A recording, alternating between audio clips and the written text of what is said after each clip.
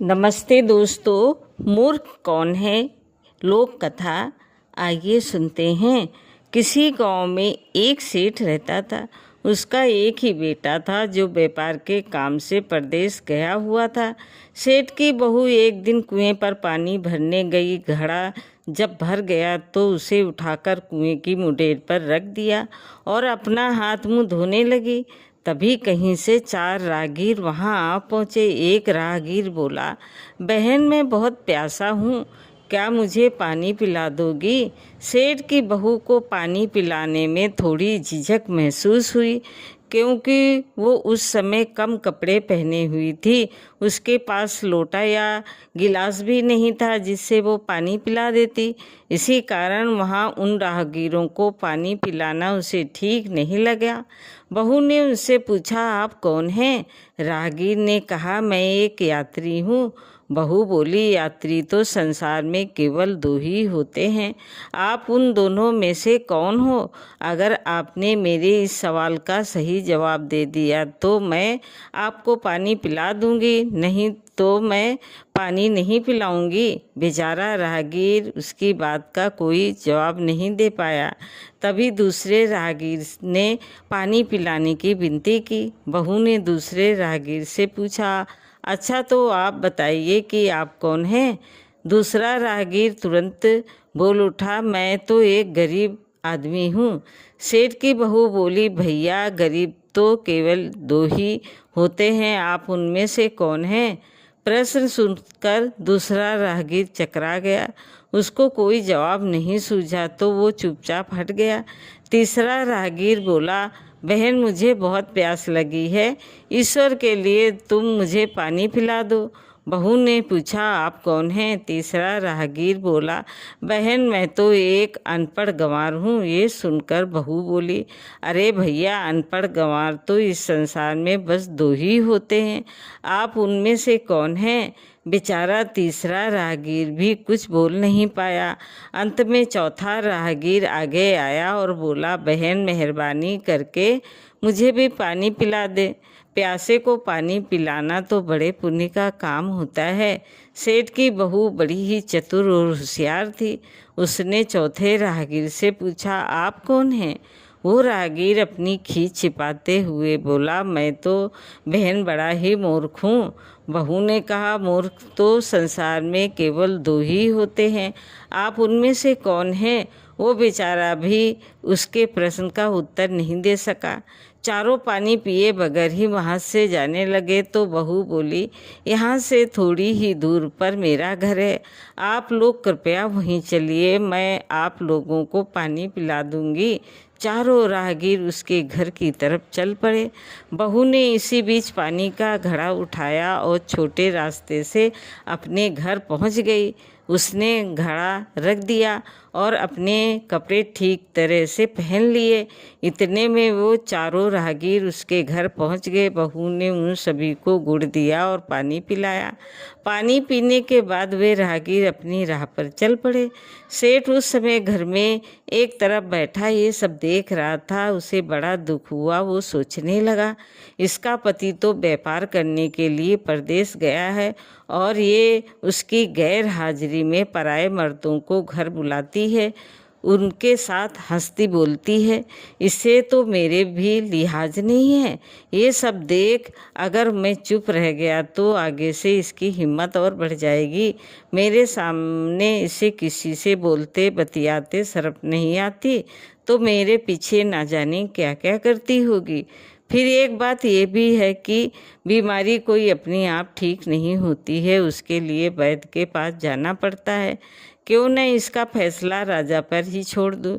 यही सोचता वो सीधा राजा के पास जा पहुंचा और अपनी परेशानी बताई। सेठ की सारी बातें सुनकर राजा ने उसी वक्त बहू को बुलाने के लिए सिपाही बुलवा भेजे और उनसे कहा, तुरंत सेठ की बहू को राजसभा में उपस्थित किया जाए।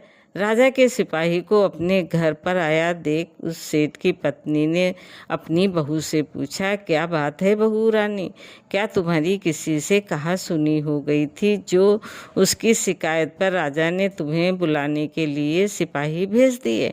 बहू ने सास की चिंता को दूर करते हुए कहा, नहीं सासू माँ, मेरी किसी से कोई कहा सुनी नहीं हुई है, आप जरा भी फिक्र न करें। सास को आश्वस्त कर वो सिपाहियों से बोली, तुम पहले अपने राजा से ये पूछकर आओ कि उन्होंने मुझे किस रूप में बुलवाया है, बहन, बेटी या फिर बहू के रूप में, किस रूप में मैं उनकी राजसभा में मैं आऊं। बहू की बात सुन सिपाही वापस चले गए।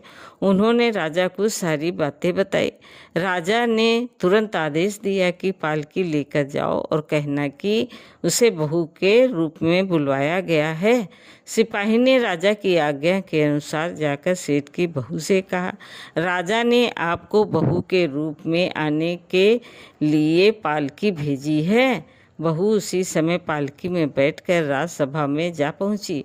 राजा ने बहू से पूछा, तुम दूसरे पुरुषों को घर क्यों बुला लाई, जबकि तुम्हारा पति घर पर नहीं है। बहू बोली, महाराज, मैंने तो केवल कर्तव्य का पालन किया। प्यासे पथिकों को पानी पिलाना कोई अपराध नहीं है, ये हर गृहिणी का कर्तव्य है। जब मैं कुएं पर पानी भरने गई थी तब तन पर मेरे कपड़े अजनबियों के सम्मुख उपस्थित होने के अनुरूप नहीं थे। इसी कारण उन राहगीरों को कुएं पर पानी नहीं पिलाया।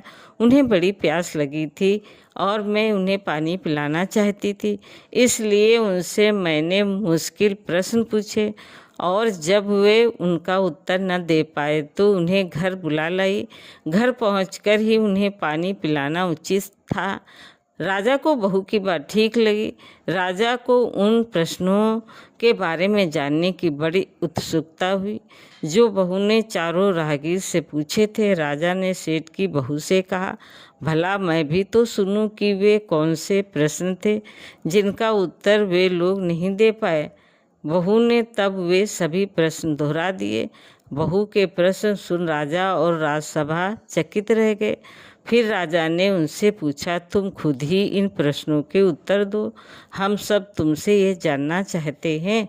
बहू बोली, महाराज, मेरी दृष्टि में पहला प्रश्न का उत्तर है कि संसार में सिर्फ दो ही यात्री हैं, सूर्य और चंद्रमा। मेरे दूसरे प्रश्न का उत्तर है कि बहू और गाय इस पृथ्वी पर ऐसे दो प्राणी हैं जो गरीब हैं। अब मैं तीसरे प्रश्न का उत्तर सुनाती हूँ। महाराज, हर इंसान के साथ हमेशा अनपढ़ गंवारों की तरह जो हमेशा चलते रहते हैं वे हैं भोजन और पानी। चौथे आदमी ने कहा था कि वो मूर्ख है, और जब मैंने उनसे पूछा कि मूर्ख तो दो ही हैं होते हैं, तुम उनमें से कौन से मूर्ख हो, तो वो उत्तर नहीं दे पाई। इतना कहकर वो चुप हो गई। राजा ने बड़े आश्चर्य से पूछा, क्या तुम्हारी नज़र में इस संसार में सिर्फ दो ही मूर्ख हैं? हाँ महाराज, इस घड़ी इस समय मेरी नज़र में सिर्फ दो ही मूर्ख हैं।